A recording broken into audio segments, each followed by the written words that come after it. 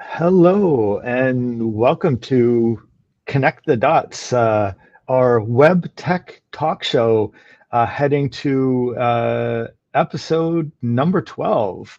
Welcome, everyone. I am holding down the fort on behalf of my typical sidekick, Arjuna Shankar, who's not able to join us today. But we do have a really great special guest who I will introduce in just a moment.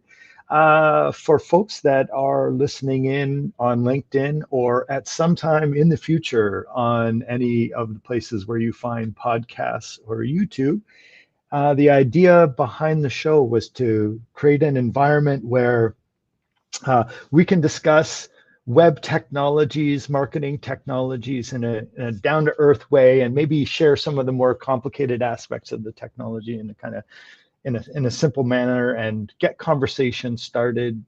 We do have a great team that's supporting the show. Marie and Natalie are behind the scenes tracking our LinkedIn channel. We really encourage everyone to throw in some questions, and we're always happy to answer them.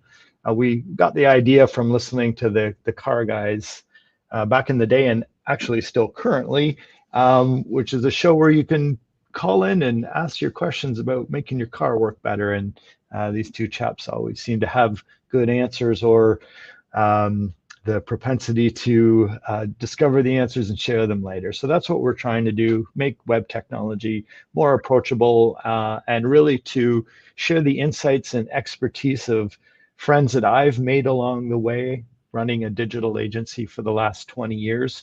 And I hope to be able to tap into their expertise and knowledge.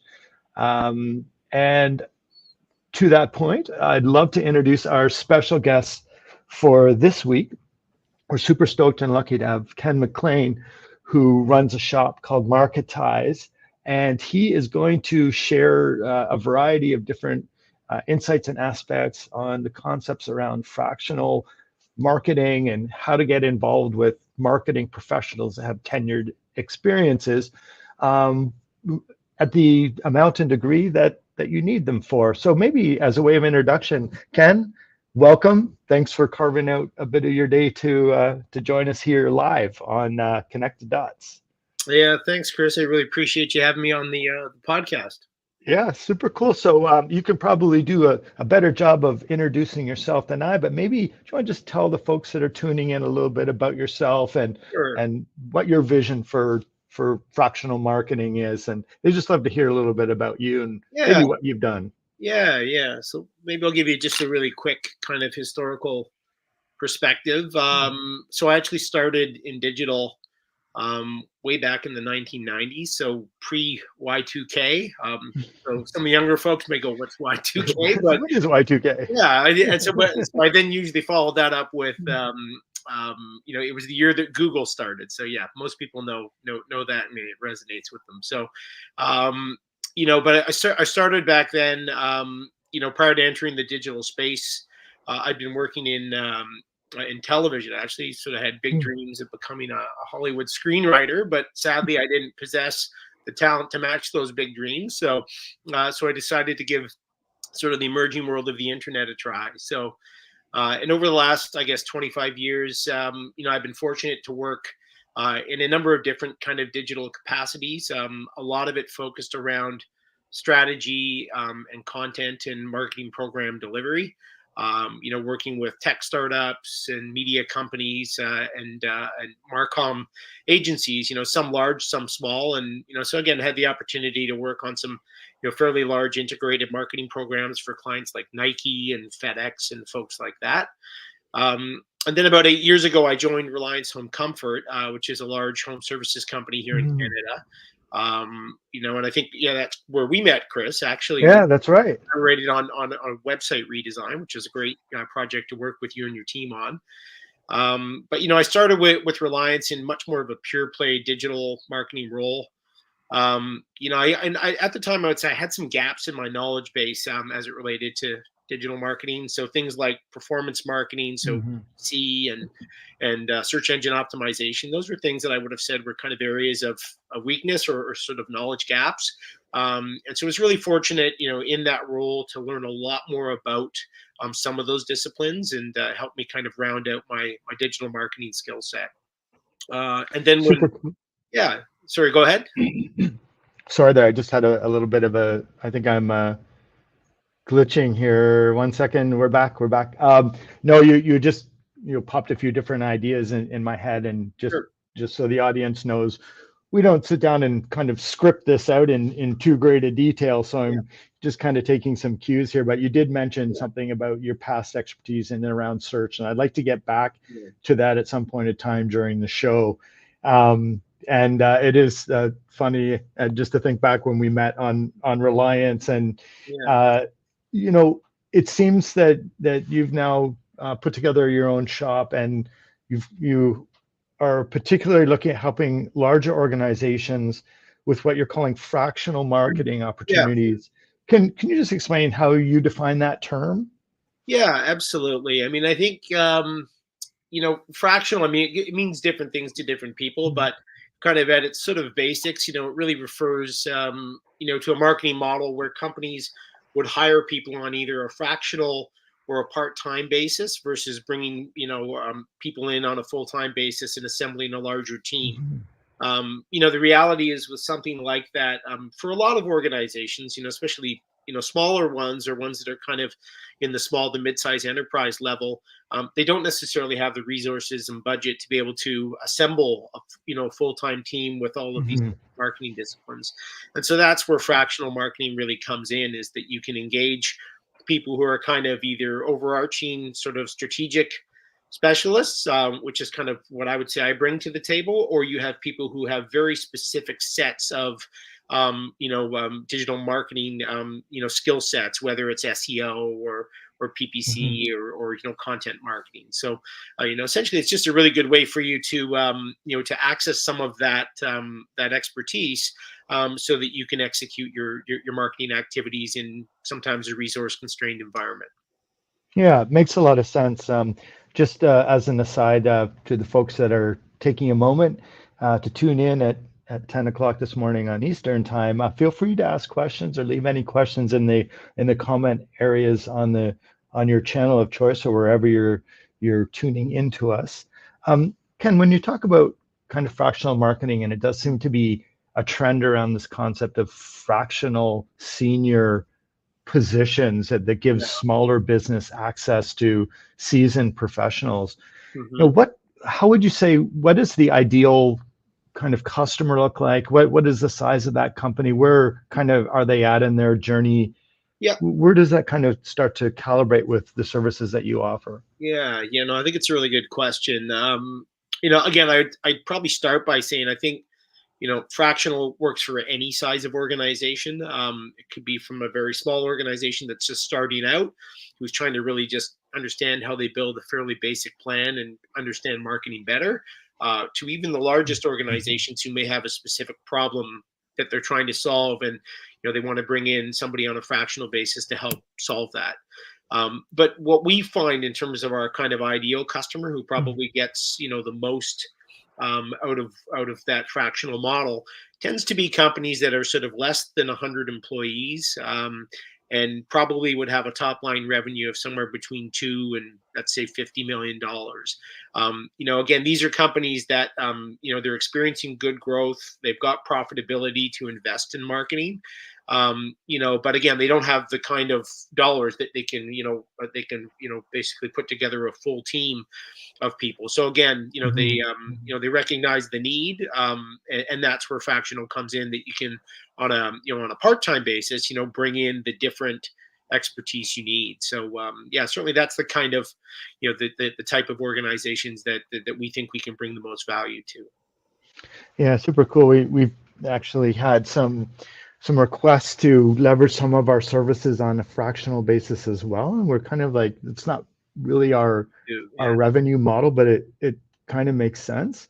And something else that you mentioned, or just around this term of marketing, and our customers and the folks that typically tune into the show are marketing folks that usually have some kind of larger digital project fall into their laps, and there's kind of a gap in between IT and marketing, which is this kind of digital position that kind Yeah. of lays somewhere in the middle. To what degree does your shop execute on digital? Do you make a clear divide between what is marketing, what is digital? What are you experiencing out there? Yeah, I think I mean we will take on, depending on the scope of the work. I mean, we can build websites, we can do things like that, but again, we always try to ensure that the work that or the services we're offering really align well with both our strengths and the value we can bring, but also what are the client's objectives. So if it's if a client is looking for a major kind of enterprise level redesign, as an example, or like large scale website development, that's where we're probably going to partner up with a shop like yours, Chris, Mhm. who we know can really bring that next level of expertise and work in a collaborative fashion with you. So, I think as it relates to kind of more of just the pure play marketing side of things, certainly that's something that, we typically will take those things on ourselves. But yeah, again, I find in almost all of our client engagements, we're collaborating with multiple agencies, and kind of, sort of acting as that right hand to the client, to ensure that that collaboration is going well, and that the goals that have been set out are being achieved across digital marketing, all of the different channels. Yeah, it makes sense. We met, as you mentioned, working on the Reliance account and kind of developing both digital and marketing there. Yeah. Do you want to share any kind of cool stuff that you're doing with recent clients, or share case study or anything, or something that you found particularly interesting from the work that you're doing? Yeah. I think, I mean, not so much in terms of what's happening today. I mean, I think, I think I was thinking about this because you'd asked that question previously, just about Mhm. um, sort of types of programs we worked on with different clients. One of our very first clients, after starting the Marketize business, was a home services client. It was a garage door company. Again, really well run company, experiencing great growth. And they engaged us kind of more in that fractional CMO or chief marketing Cool. officer type of capacity. And I think what I really liked about the model is that we became very embedded in the business. In terms of becoming like a member of their leadership team. And again, they had an owner who was an extremely bright individual who really understood marketing, but didn't really have the capacity to sort of take on the execution of that. And that's where I, really felt like we were able to help them. But one of the things that I think was really interesting about that experience is they used a planning framework called EOS, which it stands for Entrepreneur Operating System. And a lot of these small to mid-sized businesses are starting to use this framework. It's like a lightweight kind of efficient planning tool that helps you kind of grow your business. So we were very fortunate to kind of get a front row view to that. It's Hmm. something that I strongly encourage anybody, regardless of the size of your organization, to check out, because it's a really, really great framework for helping organizations scale their business and execute really effective marketing programs. It's funny you mentioned that. We became an EOS shop about 9 months ago, Yeah, and interesting. we were struggling for a solution that would help impact our operational effectiveness. Like, we're Hmm. pretty good at building big, beautiful websites or mobile apps, Yeah, or what we do. But our core systems were definitely in need of a little bit of a programmatic tuning, so to speak. yeah, So we've really found, not only has EOS really helped our business, yeah, but it's put us in kind of a network with yeah, other organizations that are kind of aligned in the same um, process and organizational structure. So yeah, that's really interesting. I didn't know that. And have you kind of found other opportunities with the OS shops as well, or is that kind of a something that you look for because you can understand that predictability? yeah. So we work with two other clients who are also EOS. We didn't connect with them through that. It was through other relationships. But if I typically find out that a client is already, using that, that gives a lot of confidence that there's a discipline to their approach to growing their business, right? And I find that they tend to be kind of very efficient and effective in terms of planning out what their goals are. They've already built the 3-year vision, which is a key component of EOS. They've identified what their values are. So those things.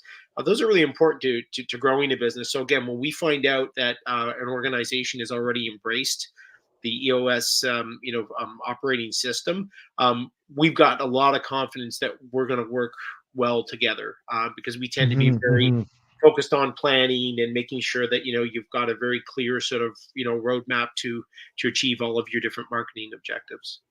Yeah, super cool. That's interesting to know. Just before we continue on, and by the way, thanks, Ken. It's great to have you here today. Just a shout out to the folks who are tuning in. Really appreciate you making some time in your day to listen in. We encourage you to ask some questions, throw us some curveballs if you like. We'll do our best to get you some answers on anything to do really with marketing and web technology. It wouldn't be a contemporary conversation if we didn't bring up AI somehow in the thread here today. Sure. But as someone that's implementing kind of contemporary and modern web strategies, what's your take on AI? How are you using it, implementing it? Cautious? Yeah. What's your scene? Yeah. I mean, I think a big piece of what we do is as Marketize is we are helping clients produce a lot of high value content as well as implementing social media strategies and publishing. So AI can be very useful in its most basic sense for those things. Again, not that we use it in a way that we just type in a prompt and then we have an article, we're putting this up. We never do that. I think AI is a great way to kind of collect some thoughts and understand like a structure for content and articles. But if you don't then take the next step, which is really go, is this delivering some unique value in terms of content? So, and I'll use this as an example. When we create blog content for clients, a lot of it's very kind of informational to help the consumer make a more informed purchase decision. We will also recommend on actually building out or creating video series to accompany that. So again, that kind of really elevates the value that we can offer. And we don't usually use AI in video production. You certainly can, but I'm a bit more of a traditionalist that way. I guess maybe my television production background that I really think kind of real people telling stories over video creates that greater level of credibility. So again, I mean, I think again, AI's got its place, and there's so many different applications which are amazing. But for us, in its most kind of basic sense, that's how we've been using it. Yeah, it's interesting. One of the themes that we've been riffing on a little bit is taking advantage of this moment in time where AI is still a bit homogenous but slightly overused. I think there's an opportunity for real expression, and not being afraid of not being perfect and polished, but to really stand out from the crowd with just interesting homegrown communications. And soon AI, I think, will be able to mimic characteristics much better, and it's something that we've got to be thinking about from an ethics perspective and all other aspects of, I guess, art, science, and daily life as AI kind of integrates in there. I did want to acknowledge the folks that listen into the show are marketers primarily. They're the folks that might need some help from a fractional team like yours. What would you say are kind of key benefits of using your group, or what are you finding as opportunities that you're implementing these days? What would you like to say to folks, I guess, that would potentially be your customers as a way of kind of positioning yourself in the marketplace? Yeah. I think again, there's no kind of one size fits all. Like we tend to, when we first have a conversation with organizations who may be looking for the types of services we provide. There's, we typically start with kind of a discovery session just to kind of learn more about the business and really get a deeper understanding of, what they're doing today, as well as what their aspirations are. So, I think a lot of insight comes out from that then drives sort of the next phase of discussion. But, I think for companies that are sort of considering fractional marketing as a service, I like to kind of work with acronyms. I Awesome. find some concepts a little bit challenging, but like I always kind of talk about when you're looking at a fractional marketing partner, assess them in a couple of different ways. Like from an accountability standpoint, does this seem like an organization who's going to have kind of shared ownership and accountability working with you? That's a really critical thing to be able to assess early on, because if that doesn't exist, and sometimes that doesn't with agencies, they'll do work for you, but they can sort of then throw their hands up and go say, hey, we did our part, and they don't really own the outcome. So again, trying to find partners that that can really demonstrate accountability and that shared ownership over a successful outcome is super important. The next would be, strategy. So obviously ensuring that you've got a strategic plan that you can execute against. Really, really important. And again, that's where we started, was really sort of helping, clients develop a plan for the year. It's still a lot of what we do. Like when we start working with clients, it usually starts with a plan. But then the last thing that we kind of learned after starting the business was strategy without execution, you're really going to have a problem. So again, that's where we added a lot of those kind of implementation and executional components to the offering. So again, I sort of going back to the acronym, I call it sort of ASE or ACE, like just making sure that accountability, strategy, and execution are all going to be there in your approach, and also with any vendor that you would partner with. Cool. Thanks for sharing that. Just thinking about marketing, which is something that Dotfusion doesn't do. We make the tech look really cool, and we work very tightly coupled with marketers and with IT and cybersecurity folks and the product folks. Stuff that's been coming up in conversations lately has been the puzzle around marketing to the younger generation. Like let's say kind of in between that kind of 15 to 30-year-old that are using different channels or using channels in different ways, and maybe some of the folks that are slightly older marketers are used to. What are you seeing out there? And I also realize that your target markets aren't necessarily the younger demographics, but are you seeing any kind of interesting activity around marketing to, let's just say, younger folks in general? Yeah, I mean, full disclosure, a lot of our clients are what I would kind of characterize as home services. I mean, we do work with folks in healthcare and wealth management, but I would say that if I look across the client roster, it tends to skew a bit older. More traditional. It is, communications, 35 plus homeowners. We're helping them to drive kind of, or our clients to drive leads with that target audience. So, they tend to be either in kind of the Instagram or the Facebook crowd is how I, right. Or LinkedIn if it's a B2B partner. So, we are starting to experiment more with, channels like TikTok, because we've seen that older generation really has started to embrace it. So again, just looking at purely from a social channel standpoint, that's kind of some of the channels we've certainly been really focused in on. I think like where they're going. I mean, this is one of the most fascinating things is when you look at younger folks is it pivots very quickly. I've always been so amazed at how quickly, they identify and adopt like a new tool or a new channel. So again, I think it's really important to be really kind of curious about those things and identify new sort of adoption habits that are coming along. But I also think that you need to sort of be a little bit wary just to make sure that those things are actually going to sort of transition into being kind of broader adoption over a longer period of time.